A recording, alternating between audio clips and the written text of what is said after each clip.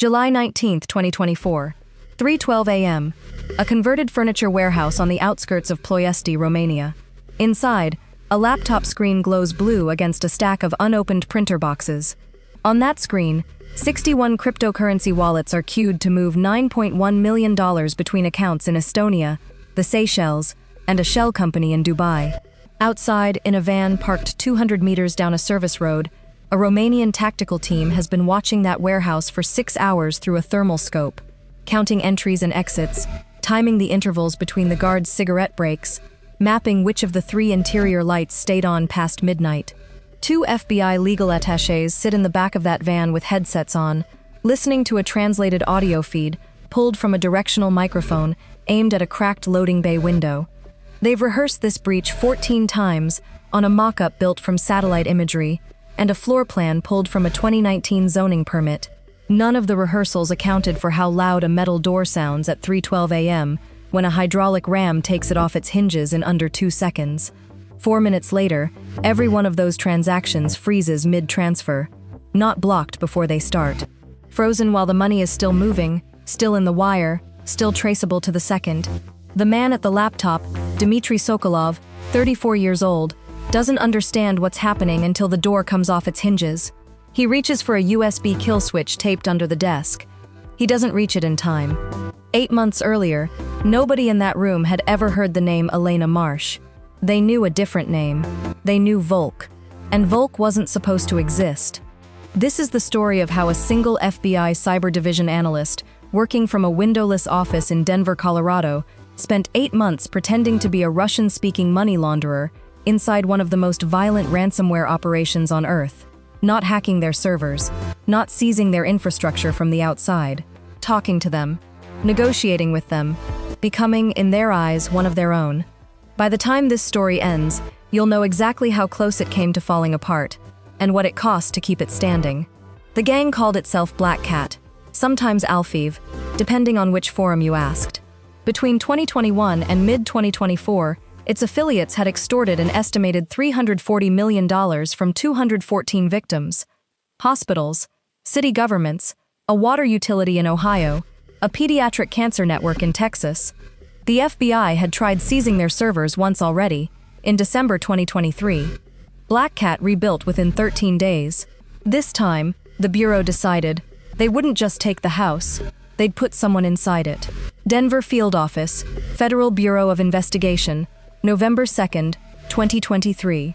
Supervisory Special Agent Daniel Reyes stood in front of a whiteboard covered in wallet addresses nobody could yet connect to a real name.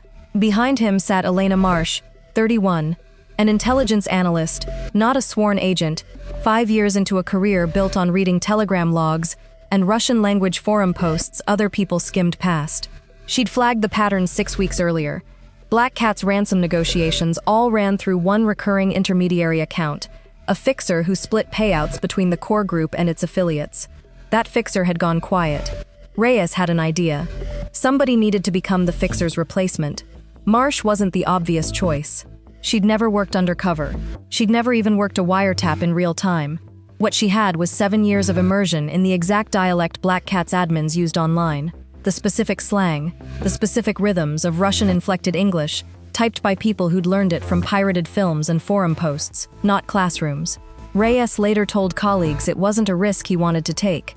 It was the only option left that hadn't already failed. They built her a legend from nothing, a 28-year-old operator supposedly based in Chisinau, Moldova, handling ransom splits and crypto laundering for a loose network of Eastern European affiliates.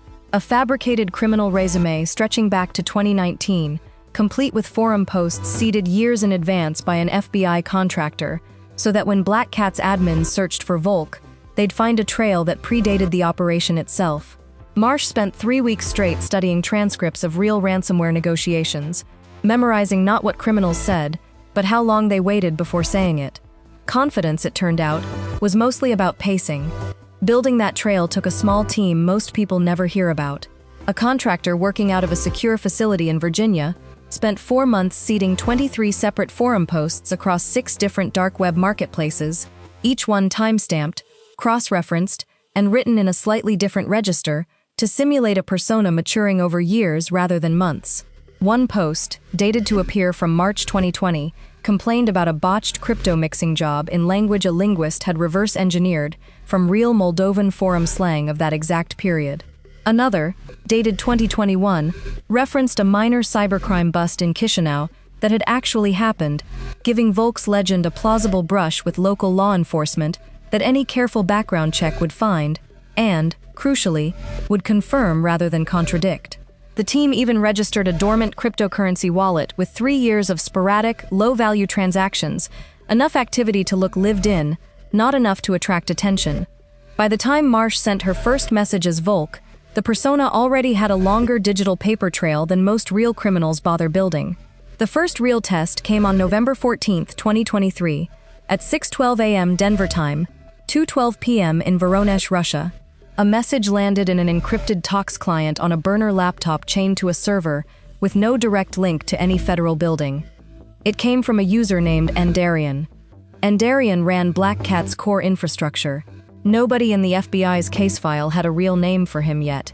Only a pattern of activity stretching back to 2019, and a signature style of code that showed up in 3 prior ransomware strains. Andarian wanted to know why the fixer he usually dealt with had vanished, and why this new contact, Volk, was suddenly vouching for himself in 3 different criminal forums at once. Marsh had 90 seconds to type a response before silence would look like hesitation, and hesitation, in that world, looked like law enforcement. She typed for 11 seconds and sent 4 words. The old fixer got greedy. Nothing more. No explanation, no apology, no eagerness to please. Andarian didn't respond for 6 hours. When he did, it was a single wallet address and a job. Verify a $2.1 million payout from a hospital system in California and split it according to the usual percentages. Volk was in. That hospital was Sutter Valley Regional Medical Center in Sacramento. It had been locked out of its own patient records for 11 days. Surgeries postponed. Chemotherapy schedules lost. The hospital's board authorized the payment on March 2, 2024, 4 months into the operation, and Marsh watched, in real time, as $4.2 million in Bitcoin moved through a wallet she was supposed to be helping launder. She didn't get to stop it. Stopping it would have ended the operation before it started. She logged the wallet address, flagged it for the financial crimes team, and kept typing. Behind that $4.2 million figure was a nurse named Renata Ibarra, who spent 9 of those 11 days working 12-hour shifts off a paper chart system the hospital hadn't used in over a decade, cross-checking medication doses by hand because the automated verification system that normally caught dosing errors was locked behind BlackCat's encryption. On day 6, a 71-year-old cardiac patient's chemotherapy infusion was delayed 19 hours because the oncology scheduling system existed only inside the encrypted servers. Ibarra later told a local news outlet, in an interview unrelated to the federal case, that the thing she remembered most wasn't the chaos. It was how calm the whole building had to pretend to be, because patients could see the staff's faces, and panic on a nurse's face doesn't stay contained to one hallway. None of that made it into the wallet log Marsh filed that afternoon. It made it into a hospital incident report, filed separately, that the case team wouldn't read in full until 18 months later, during the sentencing phase. There's a line in the case file, declassified only this year, that reads almost like something out of a novel. Analyst confirms receipt, requests standard cut, expresses no objection. 4 words on a government form, describing a woman pretending to be fine with hospital extortion so that, 8 months later, the whole network could be dismantled at once. That's the part of this job nobody puts in the recruitment brochure. By January 2024, Volk had handled 6 ransom disputes without a single flag from the gang's internal vetting. 3 affiliates were now routing payments through the persona directly, bypassing Andarian's original network entirely, because Volk was, in their words, clean and fast. That trust was the entire point of the operation, and it was also the biggest risk anyone had taken with a non-agent analyst's safety in the cyber division's recent history. Something about that trust never sat right with the people running the case, even after it worked. You don't build 8 months of intimacy with people who extort hospitals without some of it sticking to you. Marsh would later tell colleagues that the hardest part wasn't the fear of exposure, it was catching herself, at 11 p.m. on a Tuesday, mentally defending one affiliate's excuse for a missed payment before she remembered whose side she was actually on. There was a routine to it that outsiders rarely picture. Marsh worked from a secure workstation inside the Denver field office 5 days a week, but the persona didn't observe federal business hours, and neither, most weeks, did she. And Darion's messages came at odd hours dictated by a 9-hour time difference and a man who apparently slept in unpredictable bursts. A bureau psychologist assigned to the case, brought in specifically because no prior cyber division undercover operation had run this long against this kind of target, met with Marsh every 10 days starting in December 2023, watching for what the file dryly calls persona bleed, the gradual erosion of the line between the operator and the character. By February, those sessions had moved to once a week. Marsh reportedly told the psychologist she'd started dreaming in the specific clipped English Volk used online, sentences missing articles, verbs in the wrong tense, a pattern she'd deliberately built, and now couldn't fully switch off even at home. She kept a private, handwritten log during the operation, not part of the official case file, where colleagues later said she'd sometimes write a single sentence at the end of a long night, distinguishing what she actually believed from what Volk would have said. It was, in effect, a nightly exercise in remembering her own name. January 2024 nearly ended everything, and it had nothing to do with the gang. Chisinau, Moldova, the city Volk's legend claimed as home, suffered a regional power and internet blackout during a severe winter storm on January 9th. Real Moldovan users went dark for 18 hours. Volk didn't. A single inconsistency like that, a persona online while an entire city sat without power, was exactly the kind of detail a paranoid affiliate might notice. The FBI's technical team had 11 hours to route Volk's traffic through a contract linguist physically stationed in a hotel in Bucharest, close enough to plausibly explain a border crossing if anyone asked, far enough that the storm didn't apply. Nobody asked. But for 11 hours, 3 agents in Denver didn't breathe easy once. Volk's position inside the network kept climbing through February. By March, the persona was trusted enough to sit in on split negotiations between Darion and 2 separate affiliates at once. The operation was working better than anyone in that Denver conference room had dared plan for. Then, on April 3rd, a message arrived that had nothing to do with money, and Darion wanted a face, not a photo, a video call. Here's the part that doesn't make sense on the surface. Ransomware admins almost never do video calls. It's the single biggest operational security risk in their world. A live face, a live voice, a live background that can be geolocated from a reflection in a window. And Darion asking for one wasn't paranoia. It was a test designed by someone who already suspected the answer. The FBI had 11 days to solve a problem nobody had solved before, inside an active undercover operation. Produce a live, responsive video presence that matched Volk's fabricated biography, in real time, without a delay that would give away a script running underneath. They didn't use a deepfake. Deepfakes in April 2024 still stuttered under live interrogation, and one stutter would end Marsh's cover along with everything built around it. Instead, they used a former bureau linguist named Yuri Bardin, a fluent Russian speaker who'd spent 6 years undercover in organized crime cases before moving to a training role. Bardin sat in a studio in Denver, wearing a subtle facial modification rig, an earpiece feeding him real-time guidance from Marsh, who typed responses a half-second ahead of what he needed to say, translating not just words, but her specific rhythm, her specific hesitations, so the person on screen would still feel like Volk. The rig itself had been built and tested for 9 straight days by a small technical unit, borrowed from a separate bureau lab, adjusting jawline and eye spacing parameters frame by frame against sample footage of Bardeen, until the output held steady under the kind of aggressive zoom and pan an untrusting viewer might try. They rehearsed the call format twice with a mock interrogator playing Andarion, a Russian-speaking agent from the New York field office who'd studied Andarion's known chat transcripts for cadence and built a list of 40 probable questions. 31 of those questions never came up. The 3 that did were questions nobody on the mock list had predicted, which is exactly the scenario the rig had been built to survive, and exactly the scenario that made the 14 minutes that followed the longest of Reyes's career to that point. The call lasted 14 minutes.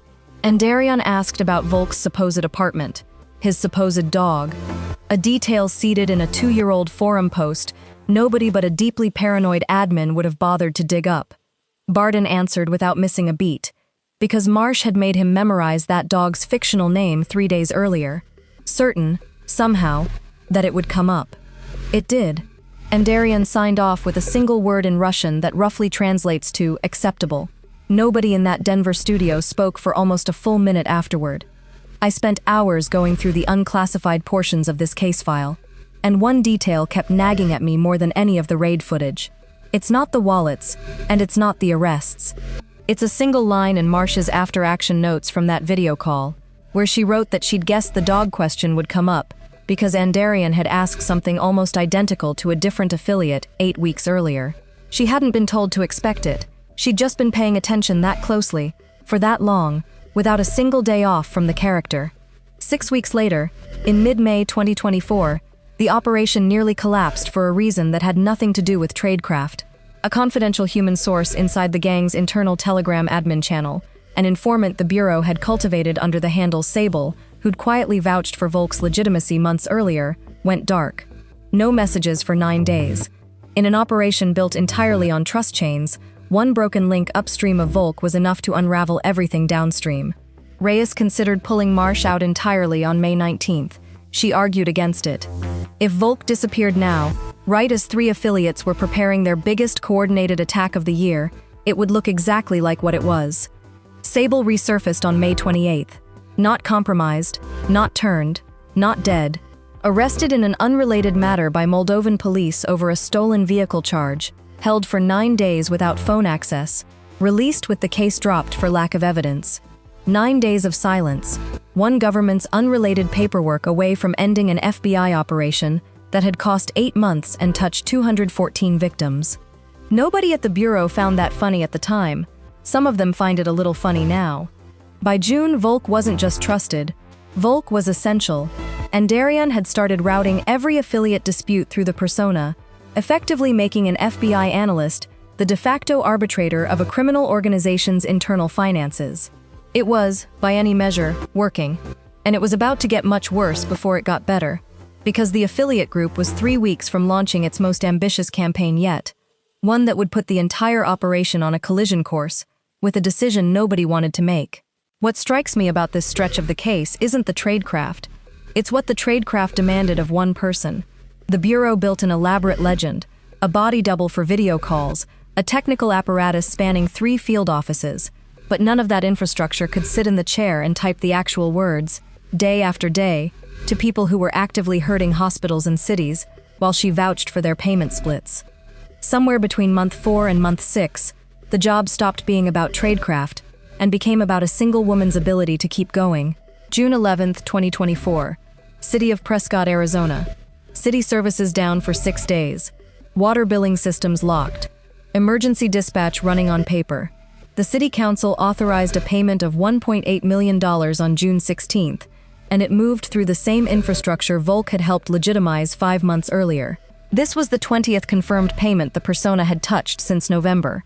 By this point, the case team in Denver had stopped counting victims as a number on a whiteboard and started printing their names. Inside Prescott's emergency dispatch center during those 6 days, a shift supervisor named Carla Deutsch ran 911 call routing by reading addresses off a printed street directory and relaying them by radio to patrol units, because the computer-aided dispatch system that normally handled it automatically had gone dark along with everything else on the city's network. On the 4th day, a medical call for a possible stroke came in from a rural address outside city limits that didn't match any entry in the printed directory Deutsch had on hand, and it took 6 minutes, nearly 3 times the normal response window, to get an ambulance routed correctly. The patient survived. Deutsch later testified at a city council hearing that 6 minutes was the number that stayed with her longest, not because of what happened, but because of what easily could have.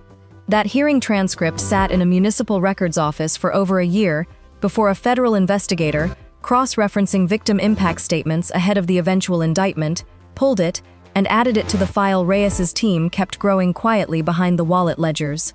Here's the take that'll probably draw some pushback.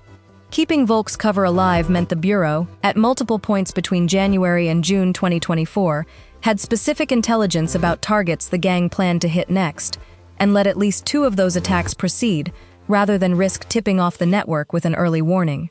Prescott was one of them. The FBI has defended that decision publicly since, arguing that burning the operation early would have let 214 confirmed victims' worth of infrastructure and leadership scatter and rebuild elsewhere, as BlackCat had already proven it could do in 13 days once before. That's a defensible math problem on paper. It's a much harder one if you're the city council in Prescott, Arizona, finding out 18 months later that Washington knew your water system was a target and let the clock run anyway. What do you think? Was that the right trade, sacrificing a handful of victims to eventually stop hundreds more? Or is that a line federal law enforcement shouldn't be allowed to cross quietly? It's worth sitting with, because it's the exact calculation intelligence agencies make more often than most people realize.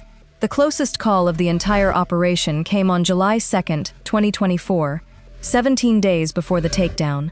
Special Agent Daniel Reyes, Marsh's direct handler, received what looked like a routine password reset email from what appeared to be the Bureau's internal IT system. He clicked it from his personal phone before catching the mismatched domain.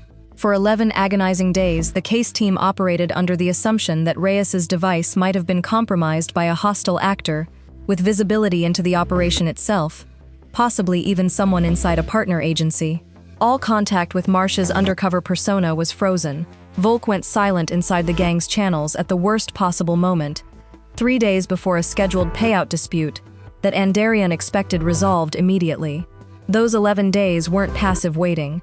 A separate forensic team pulled Reyes's phone apart at a facility outside Denver, imaging its storage twice, checking it against known indicators from 3 prior nation-state phishing campaigns the Bureau had cataloged, and running the malicious domain through a threat intelligence consortium shared with allied agencies to see if anyone else had logged contact with it. Reyes, meanwhile, was pulled from all case communications as a precaution, a decision that left Marsh, for the first time in the operation, without her primary handler reachable during the exact window when Andarian's messages were arriving colder and shorter by the day. A second agent stepped in to monitor the channel, but couldn't authorize Marsh to respond without sign-off from a supervisor still waiting on the forensic team's findings. So for several of those 11 days, all she could do was watch Andarian's messages accumulate unanswered, unable to do the one thing 8 months of training had built her to do. Forensic analysis on July 13 cleared the phone. The email had been an unrelated garden-variety phishing campaign, the kind that hits thousands of federal employees a month, with no connection to BlackCat at all. Coincidence, at the worst possible time. But those 11 days of silence had already cost something. Andarian messaged Volk twice during the blackout, each message shorter and colder than the last. When contact resumed on July 13th, the first thing Marsh had to do was explain an 11-day disappearance to a man who trusted almost no one, using a lie about a family emergency in Chisinau that had been pre-approved by the Legend team 6 months earlier for exactly this kind of contingency. Andarian accepted the explanation. Whether he believed it is a different question, one the case team debated for days afterward, because 3 days later, on July 16th, he did something he'd never done in 8 months. He asked Volk to be physically present in Ploiești, Romania, for what he called a final settlement between 2 affiliates who'd been disputing a split for weeks. Not a video call, not a wallet transfer, a room, an address, and a date. Everyone in Denver understood immediately what that request actually was. It could have been an ambush. Every instinct in the room said an operator this careful, testing this hard for 8 months, might finally be closing in on the truth the only way that mattered, by putting Volk somewhere the gang controlled completely. Reyes had a decision to make in under 48 hours, one that would determine whether this operation ended in an arrest or in something the Bureau doesn't put in press releases. They didn't send Marsh. They couldn't. Not into a warehouse controlled by people who might already suspect her, on foreign soil where a Bureau analyst had no jurisdiction and no backup within reach. Instead, working with Romanian authorities under DIACOT, Romania's Organized Crime and Terrorism Directorate, they accelerated a plan that had been in slow preparation since May. Instead of Volk walking into that warehouse, federal and Romanian law enforcement would walk in first. The FBI had spent 5 months quietly mapping BlackCat's infrastructure through everything Volk's access had exposed. Wallet addresses, negotiation timestamps, IP fragments leaking through supposedly secure channels, and the physical location patterns of 3 affiliates who kept using the same warehouse for in-person settlements, because Andarian, for all his caution online, apparently trusted physical meetings more than digital ones. That warehouse in Ploiesti wasn't a surprise target. It was the target the entire operation had been building toward since February, and Andarian's invitation on July 16 simply handed investigators a hard date to work against. What's most surprising about this case isn't that the FBI infiltrated a ransomware gang. Agencies have done versions of that before. It's that the gang's own operational habits, the very things that made them feel untouchable online, were what physically delivered them into a room federal agents could walk into. Encrypted chats meant nothing once Andarian insisted on meeting in person to settle a dispute he didn't trust the internet to handle. In the final 48 hours before the raid, 3 separate law enforcement bodies had to synchronize a plan that had never existed as a single unified document before, because operational security rules meant Romanian, Bulgarian, and American teams each worked from their own compartmentalized version of the plan, with only Reyes's task force in Denver holding the complete picture. A joint operations bridge line stayed open continuously from July 18th at 6 p.m. local Denver time through the morning of July 19th, staffed in rotating shifts by translators, financial crimes analysts monitoring exchange compliance desks in 4 countries, and a declassified liaison, relaying real-time surveillance updates from the van outside the Ploiesti warehouse. At 2:40 a.m., 32 minutes before breach, a Bulgarian surveillance team reported their target in Sofia had left his apartment unexpectedly to buy cigarettes, a 15-minute deviation that forced a brief, tense recalculation of the synchronized timing across all 3 countries before he returned, and the plan locked back in. Operation Cold Front, the FBI's internal name for the coordinated action, went live at 3 a.m. local time across 3 countries simultaneously on July 19, 2024, Romania, Bulgaria, and the United States. In Ploiesti, a Romanian tactical unit working alongside 2 FBI legal attaché agents breached the furniture warehouse at 3:12 a.m., finding Dmitry Sokolov, alias Reaper77, mid-transaction on the laptop that was supposed to distribute that day's ransom split. In Sofia, Bulgaria, at almost the same moment, Bulgarian GIDBOP officers detained Pavel Kuznetsov, alias Nullbyte, in a rented apartment, seizing 3 laptops and a hardware wallet containing what forensic accountants would later value at $6.3 million in cryptocurrency. The third arrest happened somewhere Andarian never expected law enforcement to look: Miami, Florida.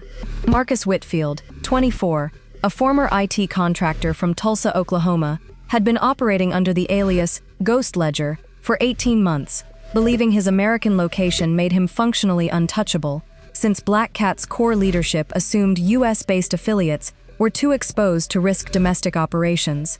Whitfield had flown to Miami on July 17th, 2 days before the raid, to meet a contact he believed was Volk in person for the first time, drawn by an invitation the FBI had engineered specifically to pull him out of Tulsa and into a jurisdiction where an arrest could happen cleanly. He was detained in a hotel lobby on Ocean Drive at 7:40 a.m. on July 19th, still waiting for a meeting that was never going to happen. Across all 3 locations, coordinated financial action froze 61 cryptocurrency wallets mid-transaction, a technical feat requiring exchanges in 4 countries to execute freeze orders within the same 4-minute window, timed precisely to the moment tactical teams breached each physical location. Total value frozen, $47.5 million. It represented roughly 14% of the $340 million BlackCat's affiliates were believed to have extorted since 2021, the largest single financial seizure connected to a ransomware group in the cyber division's history to that point. Sokolov was interviewed for the first time 9 hours after his arrest in a declassified facility in Bucharest, with an FBI observer present through a one-way link permitted under the Joint Investigative Agreement. According to a summary later included in extradition filings, he initially claimed to be a legitimate IT contractor, unaware of what his software was being used for, a defense that lasted roughly 20 minutes before investigators produced chat logs, pulled directly from servers seized in the raid, showing him personally configuring ransomware payloads for at least 4 of the confirmed 214 victims, including explicit references to Sutter Valley Regional Medical Center by name. He stopped answering questions after that and requested a lawyer. The laptop seized from the warehouse desk, still logged into the transaction queue frozen 4 minutes into the breach, became one of the central pieces of physical evidence in the case, its hard drive imaged 3 separate times by 3 separate forensic teams before anyone was permitted to touch the original. Andarian was not among the 61 wallet holders arrested that morning. Konstantin Orlov, the 37-year-old identified by investigators as the man behind the Andarian handle, remained in Voronezh, Russia, a city and a jurisdiction the FBI has never been able to reach. The indictment against him, unsealed alongside the others, exists mostly on paper.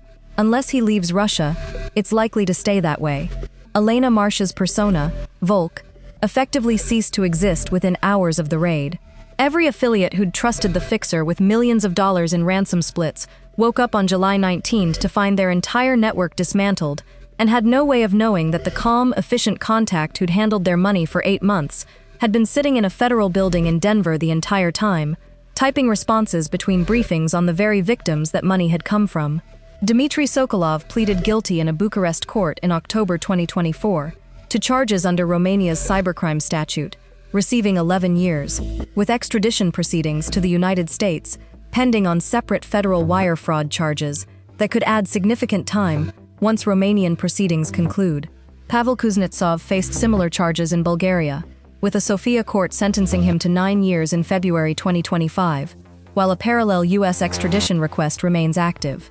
Marcus Whitfield, the only one of the 3 arrested on American soil, pleaded guilty in federal court in Miami in December 2024 to conspiracy to commit computer fraud and money laundering, receiving 7 years, the lightest sentence of the 3, a fact his own defense attorney attributed to his cooperation in identifying 2 smaller affiliates investigators hadn't previously connected to the network. Whitfield's cooperation, according to a sentencing memo filed by federal prosecutors in Miami, ran to more than 40 hours of interviews across 6 weeks in late 2024, during which he walked investigators through the affiliate payment structure from the inside, confirming details Volk's access had only partially exposed and identifying a 4th affiliate, operating under the handle Cinderfax, who had not been part of the July 19 arrests. That 4th affiliate, believed to be operating out of Warsaw, remains under active investigation as of this year, with a sealed warrant reportedly pending a coordinated action with Polish authorities. Prosecutors noted in the same memo that Whitfield had, at one point during the network's operation, personally objected in an internal chat to targeting a children's hospital, not out of any moral reconsideration but because he worried it would draw excessive law enforcement attention, an objection Andarian overruled within the hour. The $47.5 million frozen across those 61 wallets is now moving through a federal asset forfeiture process, with a portion designated for a victim restitution fund that, as of this year, has begun partial distributions to smaller municipal victims, including a first payment to the city of Prescott, Arizona, in March 2026, nearly 2 years after it paid its own ransom. Sutter Valley Regional Medical Center in Sacramento has not yet received restitution. Its case remains tied up in a separate civil proceeding against the hospital's cyber insurer. Konstantin Orlov, believed to be Andarian, has not been arrested. U.S. officials briefing reporters on the case in early 2026 described him, without much optimism, as outside our current reach, a phrase that in federal cybercrime cases usually means exactly what it sounds like. As long as he stays inside Russia, the indictment against him is a formality, not a plan. There's a piece of this story the Bureau still won't fully declassify, specifically what happened during those 11 days in July 2024, when contact with Marsh's persona went dark and Andarian's messages got colder by the hour. If you want the fuller version of that gap the next time it becomes public, drop a comment and we'll come back to it. Elena Marsh, according to people familiar with her current assignment, remains with the FBI's cyber division, though she no longer works undercover cases. Colleagues describe her as private about the 8 months she spent as Volk, declining most interview requests connected to the case's declassification. In one of the only on-record comments attributed to her, included in a 2026 DOJ briefing document, she's quoted describing the hardest part of the assignment not as the risk of exposure, but as remembering, every single day, which version of yourself you were supposed to be by the time you closed the laptop. Put yourself in that chair for a second. 8 months of typing calm, professional responses to people who just locked a children's hospital out of its own records, knowing that every reasonable, competent-sounding reply you sent was the only thing keeping the door open long enough to eventually shut it on all of them at once. That's not a job most people would take twice. Operation Coldfront is now taught, in a redacted form, as a case study inside the FBI's Cyber Division training program, one of the first publicly acknowledged examples of long-term human infiltration used against a purely digital criminal network. It won't be the last. Investigators involved in the case say at least 2 similar operations are already running against other ransomware networks right now, using lessons learned directly from what worked, and what nearly didn't, inside 8 months of Volk's inbox. If this is the kind of case the FBI is willing to declassify, imagine what's still sitting in the files they haven't opened yet. Subscribe if you want to be there when the next one surfaces.